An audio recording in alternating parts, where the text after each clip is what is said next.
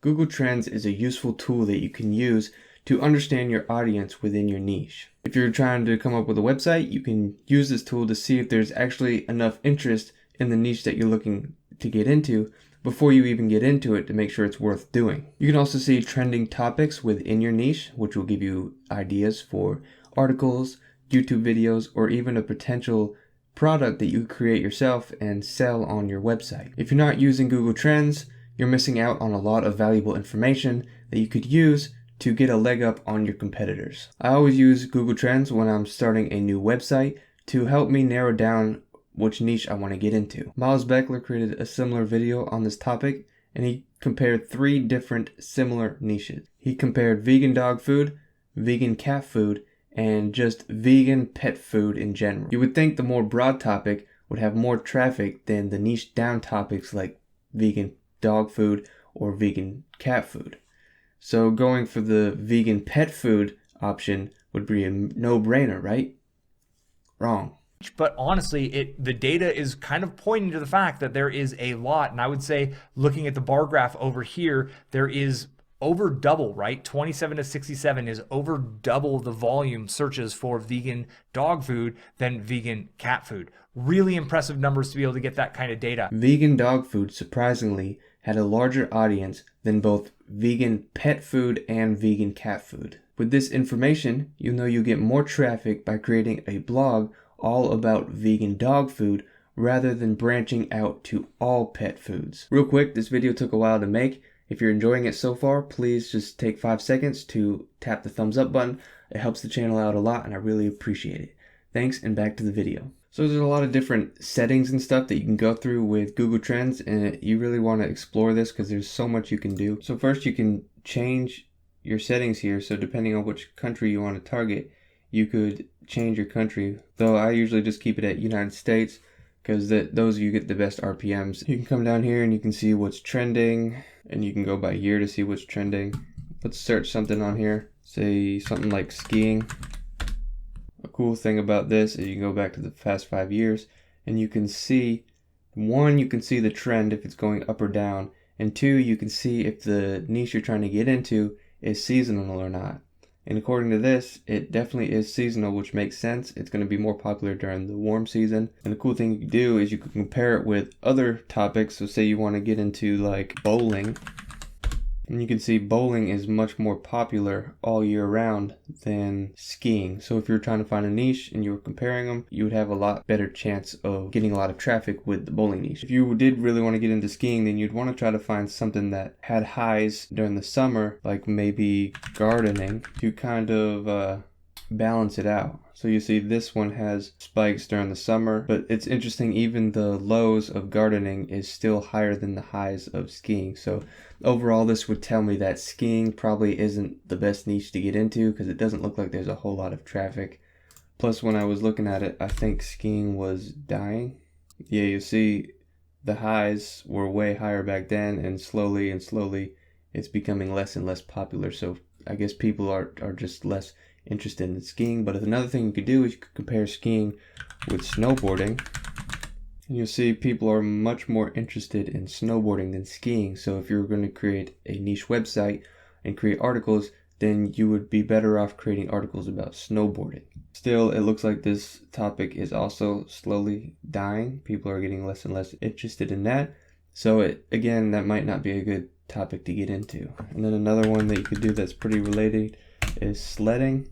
And sledding is more popular than skiing, but less popular than snowboarding. So this is a good way to use Google Trends. You can compare topics that are pretty closely related, a little bit different, and try to find the best one to get into that has the best opportunity for getting a lot of traffic and making some money. The other setting that you can do is you can come down here and scroll down. You can see some related queries, see what's breaking out, like downhill skiing, alpine skiing. So these are things that you can look into. These could be subtopics on your website, and you could really go down these and probably find a lot of keywords. Then you can come down here to related queries for snowboarding. So you have the Winter Olympics, Nike snowboarding boots, so that could be an article. Snowboarding games, GoPro, so you could do like the best GoPro for snowboarding. Snowboarding versus skiing, that could be a good one. Then you can come down here and find some for sledding. Dog sledding, that might be an interesting niche, dog sledding. So then you could compare that, dog sledding. So obviously it's going to be a little bit less popular than sledding, but you can see the trends there. And then we could get rid of sledding and just compare dog sledding. And it looks like it's getting a little bit popular. It looks like this one's pretty steady. So this could be an interesting niche to get into. Again, it has less traffic than sledding overall, so you might be better off creating a website around sledding, and dog sledding could be a subtopic. And then you can come here and find some related queries, dog sledding, Breckenridge. So it looks like mostly people are looking for the best places to go dog sledding. So maybe you could recommend different places to people, and maybe there's some kind of lead gen thing that you could sign up for. I'm not really sure, you'd have to look into it. Google Trends can help with your content creation and marketing. For example, Miles Beckler shows this really good example with 3 different types of diets. As you could have guessed, there's a huge spike of volume at the beginning of every year, the time where people are coming out with their New Year's resolutions, saying that they want to get healthy, go on a diet, and the gyms are always slam-packed full. There's something that happens in the paleo world. I bet it's New Year's. I bet the beginning of the New Year's, January 1st, there it is, January 1st, people say, hey, I'm going on a diet, I'm going to lose some weight. They know that the trendy diet is paleo, so the search volume spikes around January and it dies off through the rest of the year. With this information, you know that is a great time to start posting content, whether that be blog posts or YouTube videos, all around workout plans, dieting plans, supplements, or even selling a course or some kind of product. This is just an example, and these types of things that you can find will really work for any niche. So here's a few examples I found that you can use Google Trends for. So say you have this search term for camera.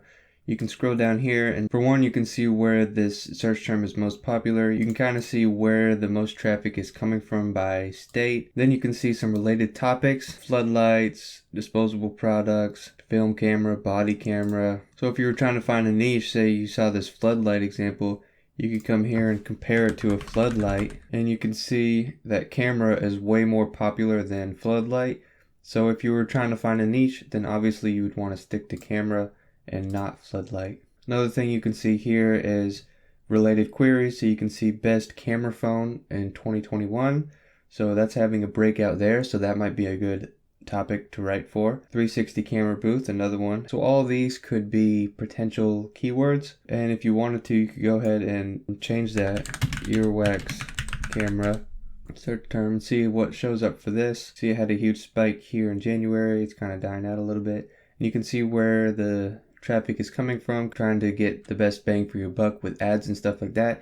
You're going to want to target mostly traffic from the US, UK, Canada, places like that. This should be a good sign. Earwax removal kit. If you're going to create an article about this, include an earwax removal kit in there. Some related topics here. Here's another example here with videos and podcast. So if you're trying to figure out if you wanted to do a YouTube channel or a podcast, you would be able to compare these two and see that creating videos are much more popular right now than podcasts. And you can also go back to the past 5 years and see how it's performed over the lifetime, and you can see that videos was going down a little bit. It had a spike here. Now it's returning back to normal.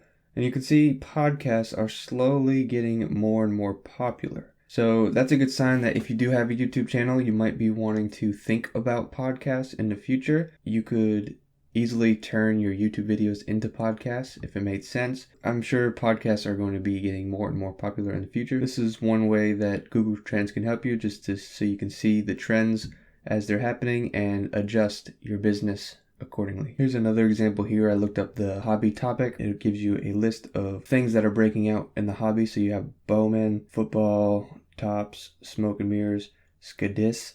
And this is actually a word I never heard of, so I looked it up, and apparently it's like a pegboard thing that you use, I guess, as shelves and stuff. So this is something I've never thought of, but this would actually be an interesting, maybe a micro niche, something I never would have thought of if I didn't use Google Trends. This one here, the pet topic, you can see different things that people are searching in, like desk pets. So that'd be interesting, a website all about desk pets. So that would be like guinea pigs, hamsters, maybe fish. So that would actually be an interesting topic. I'm actually going to go ahead and put that in here. Desk pet. Let's look it over the past 5 years. It's actually starting to gain some traction here, getting more popular, but from 2004.